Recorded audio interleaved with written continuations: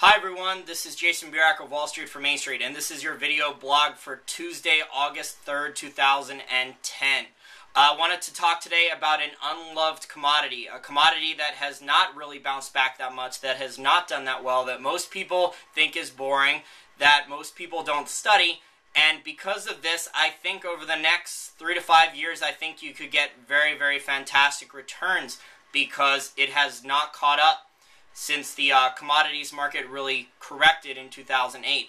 And that, ladies and gentlemen, is potash, nitrogen, and phosphates, which make up all the fertilizers. So don't poo-poo potash or don't poo-poo fertilizer.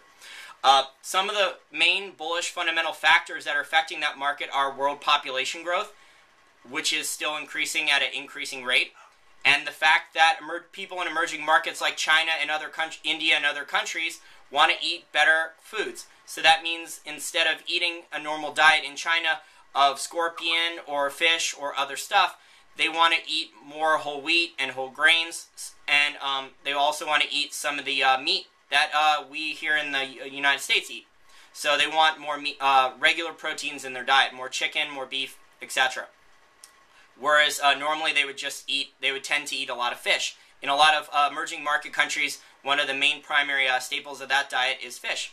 So as those people transition to a more westernized diet, which I think is one of the staples of emerging market growth, they are going to want to consume those wheats and those grains, and you could play those grains like with a commodity ETF or with a grower or something like that, but there's probably pure ways to play that, because without the actual planning of the potash, every 2 years, farmers need to continually replace the potash and the nutrients in the soil. There is not adequate, really, crop rotation in the world.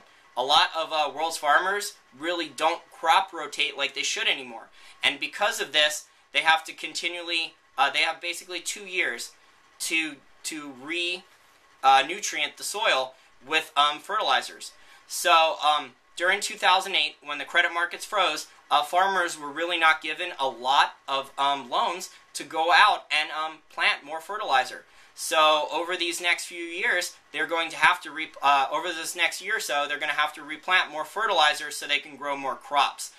Some of the other factors involved in fertilizer bullishness also are that 5 countries in the entire world control over 90% of the world's potash supply.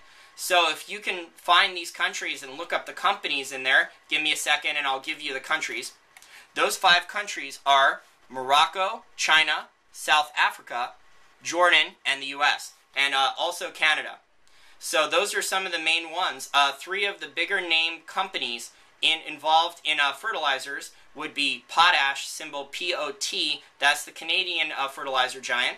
The other one would be Mosaic, which is based here in the United States, and their symbol MOS, I believe. And then the last one is actually an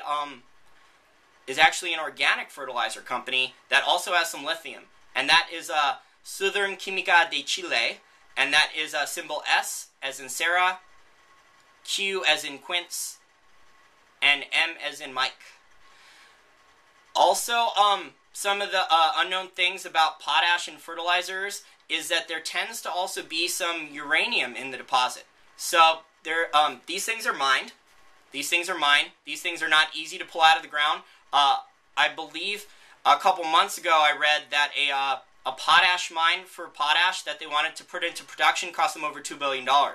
So these things are very, very expensive to get into production, and potash prices right now are going up slowly, but I think they're going to be, as the emerging markets continue to recover, whereas the rest of the world is not necessarily recovering, but the emerging markets recover, some of the things that they're going to want first are better food as a staple to their diet.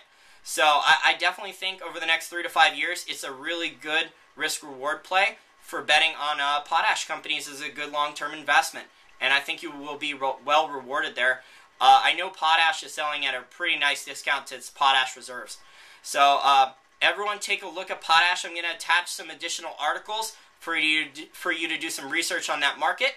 And have a great rest of your week. I'm out.